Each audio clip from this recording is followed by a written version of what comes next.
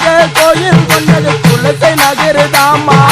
அடிவராளம்மா எங்க அழகு முத்தாரம்மா அவ அழகாக கோயில் கொண்டது குலசை நகருதாம்மா அவ அதிகாலையில எழுந்து அவ தலையால ரதம் குளிச்சு அவ சடையதான விரித்து இங்க அடிவாரல்லம்மா தாயே